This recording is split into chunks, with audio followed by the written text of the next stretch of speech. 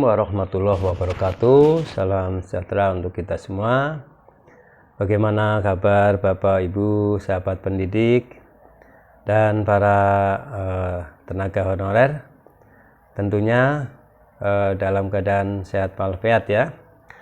Baik, pada video kali ini saya hadir di channel Prayitno Berbagi untuk menyampaikan mengenai informasi ya, seperti apa informasi yang berkembang ya, yaitu adanya kabar bahwa tenaga honorer akan hilang, akan dihapus ya pada November 2023 tahun ini ya. Seperti apa latar belakang dan apa sebenarnya ya yang akan disampaikan. Untuk itu mari kita simak ya gambaran dari berita ini ya. Semoga ada gambaran dan pencerahan buat kita semua ya, terutama para tenaga honorer. Dibawa ke DPR untuk bisa dibahas lebih lanjut. Pada akhir tahun lalu, skema yang diperhitungkan pemerintah pusat untuk diterapkan dalam menata tenaga non-ASN, diantaranya adalah tenaga non-ASN yang diangkat seluruhnya menjadi ASN, diberhentikan seluruhnya atau diangkat sesuai dengan skala prioritas. Ini saya akan bahas lebih lanjut nanti ya. Dan di kesempatan ini saya akan jabarkan kepada Anda alasan mengapa tenaga honorer dihapuskan beserta dengan landasan hukumnya dan syarat pengangkatan ASN yang berlaku. Langsung saja kalau gitu kita mulai. Geger, goodbye tenaga honorer. Kita masuk ke slide pertama, di mana penataan ini dilakukan seiring dengan telah terbitnya Surat Menteri Pendayagunaan Aparatur Negara dan Reformasi Birokrasi nomor B-miring/M.SM.02.03/2022 mengenai surat edaran yang telah terbit pada 31 Mei 2022 itu. Di antaranya adalah menyinggung soal penghapusan tenaga kerja honorer di instansi pemerintah yang akan berlangsung mulai dari 28 November 2023. Nah, kalimat yang tertera dalam surat edaran tersebut adalah menyusun langkah strategis penyelesaian pegawai non-ASN yang tidak memenuhi syarat dan tidak lulus seleksi calon PNS maksud kami, maupun juga calon PPPK sesuai dengan ketentuan peraturan perundang-undangan sebelum batas waktu tanggal 28 November 2023. Pertemuan akhir tahun lalu sebenarnya belum menjadi keputusan konkret karena Menteri Pan-RB Abdullah Azwar Anas bersama dengan para gubernur, wali kota, dan bupati masih memikirkan sebenarnya alternatif apa yang akan dirumuskan secara lebih pasti. Anas juga memastikan bahwa pemerintah pusat dan daerah akan terus berkolaborasi mencari alternatif terbaik tanpa mengesampingkan sisi kemanusiaan dan pengabdian bagi tenaga honorer. Nah, sebenarnya ada sejumlah alasan nih mengapa tenaga honorer hendak dihapuskan yang sebenarnya sudah menjadi wacana sejak tahun 2005. Di antaranya adalah Indonesia ingin mengejar menjadi negara 4 besar ekonomi dunia di tahun 2050. Nah, arahan presiden yang menjadikan birokrasi berdampak bukan hanya tumpukan kertas sehingga menjadi lincah dan juga lebih cepat. Lalu adalah mengejar digitalisasi, di mana banyak bagian atau pekerjaan yang bisa dilakukan dengan artificial intelligence ataupun secara online. Nah, gimana dong kalau gitu nasib dari tenaga honorer? Nah, kita masuk nih ke slide berikutnya. Tadi di awal saya sudah sebutkan bahwa pemerintah telah menyiapkan beberapa opsi yang memang masih digodok untuk para tenaga honorer meskipun belum final ya. Dan opsi yang sempat dibahas diantaranya adalah yang pertama, tenaga non-ASN akan diangkat seluruhnya menjadi ASN. Nah, bisa dikatakan semua tenaga honorer yang ada saat ini akan diangkat langsung menjadi ASN. Apakah ada sistem tertentu dalam pengangkatan atau seleksi atau metode lain? Nah, ini masih belum diketahui.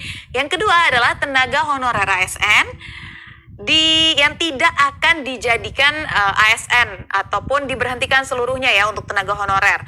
Namun hal tersebut tentu akan berdampak pastinya terhadap keberlangsungan pelayanan publik karena sistem yang ada saat ini sudah terbiasa dengan jumlah pekerja yang banyak. Bisa tahu-tahu mandek nih kalau misalkan langsung dihapus ya kan. Dan yang ketiga adalah diangkat sesuai prioritas ya. Tenaga honorer atau non-ASN akan diangkat sesuai dengan prioritas. Salah satunya adalah pelayanan dasar yaitu guru dan juga tenaga kesehatan. Tapi kembali lagi pemirsa, opsi mana yang akan diambil masih belum bisa dipastikan. Karena memang masih dianggap dan juga masih dianggap dalam penggarapan, masih digarap juga oleh pemerintah. Padahal ada kabar gembira nih bagi para tenaga kerja honorer di lembaga pemerintahan di mana gaji tahun 2023 bisa naik melebihi UMP, bahkan bisa mencapai lebih dari 5 juta rupiah. Di tengah banyaknya opsi, pemerintah juga sedang memikirkan opsi lain bagi tenaga honorer yang bekerja di instansi pemerintah. Nantinya akan diberi peluang untuk menjadi PPPK dengan beberapa tahapan tes yang harus dilalui. Adapun instruksi pemerintah pusat khususnya untuk mengalihkannya ke tenaga alih daya atau outsourcing. Tapi pemirsa, menjadi outsourcing juga menuai pro dan kontra bagi para tenaga honorer. Nah, sekarang saya mau kasih info menarik untuk tenaga honorer yang bersifat teknis. Secercah harapan bagi para honorer, termasuk honorer tenaga teknis. Anggota DPR mengusulkan agar pemerintah melakukan pengangkatan honorer jadi PNS tanpa perlu tes.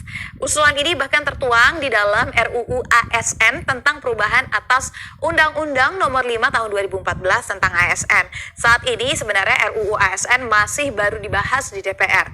Nah, dikutip dari draft RUU yang ada di laman dpr.go.id, usulan pengangkatan honorer jadi PNS ini dilakukan tanpa tes.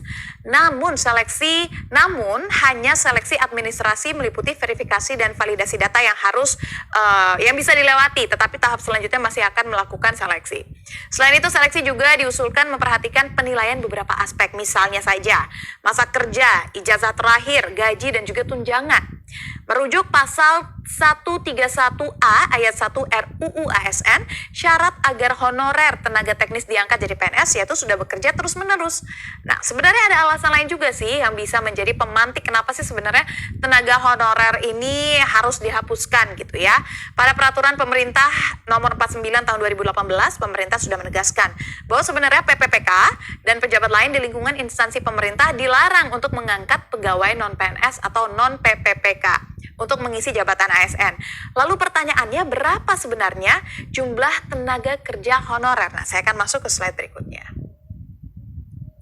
Berdasarkan data dari Badan Kepegawaian Negara atau BKN, jumlah tenaga honorer di Indonesia tercatat 2.215.542 orang. Wow, jumlah yang besar ya. Yang terdiri dari 335.639 di 66 instansi di pusat, sementara yang daerah berjumlah 1.879.903 dari 524 instansi yang berada di daerah. Nah, data yang diterbitkan pada Rabu 5 Oktober lalu ini melibatkan 590 instansi, meliputi 66 instansi pusat dan 524 instansi daerah. Data tersebut juga menunjukkan kementerian yang paling banyak mempekerjakan tenaga honorer adalah Kementerian Agama dengan total 139.560 orang. Lalu diikuti oleh Kementerian Sosial dengan jumlah 40.715 orang. Lalu selanjutnya adalah Pemprov Jawa Timur dengan jumlah 24.875 orang. Kementerian PUPR dengan jumlah tenaga honorer 21.888 orang dan Pemprov Jawa Tengah 21.757 orang. Tidak hanya perkara jumlah, Badan Kepegawaian Negara atau BKN menemukan sederet masalah lain. Ini dia tadi. Sederet masalah lain ya, Kepala BKN Bima Haryawi Bisana menemui kejanggalan dalam laporan jumlah tenaga honorer non-ASN yang merupakan data yang menunjukkan bahwa masih ada 360.950 tenaga honorer yang belum diangkat menjadi ASN. Padahal masa kerjanya sudah mencapai 11 hingga 15 tahun. Jika diurut waktunya, seharusnya mereka sudah masuk ke dalam program pengangkatan tenaga honorer pada 2015 lalu. Jadi inilah pemirsa beberapa alasan kenapa honorer harus dihapuskan dan juga apa landasan hukumnya. Sebenarnya nggak heran ya kenapa akhirnya tenaga honorer ini perlu dihapuskan karena memang juga ditemukan sejumlah kejanggalan. Tentunya pasti pemerintah melakukan hal ini dengan pemikiran yang matang. Biar kerja di pemerintahan bisa lebih satset, tapi tetap memikirkan kemanusiaan bagi tenaga honorer yang saat ini masih bekerja di pemerintahan. Jadi ya kita nanti saja bagaimana keputusannya dari pemerintah terhadap nasib para tenaga honorer. Ya, demikian ya Bapak Ibu, sahabat pendidik semua dan para tenaga honorer. kita sudah mendengarkan ya seperti apa latar belakangnya dan seperti apa sebenarnya ya kebijakan pemerintah. Apakah benar akan dihilangkan atau diangkat ya? Mari kita tunggu berikutnya ya, kebijakan berikutnya, karena rancangan undang-undang ASN ini sedang dan masih terus digodok istilahnya.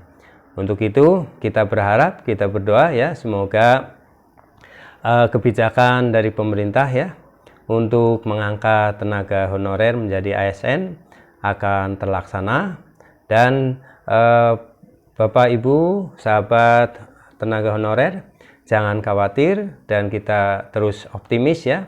Berdoalah kepada Allah ya, kepada Tuhan agar pemerintah memberikan ya, menentukan kebijakan ya yang menguntungkan bagi para tenaga honorer ya, dan semoga ini akan mendapatkan solusi yang terbaik ya untuk kita semua.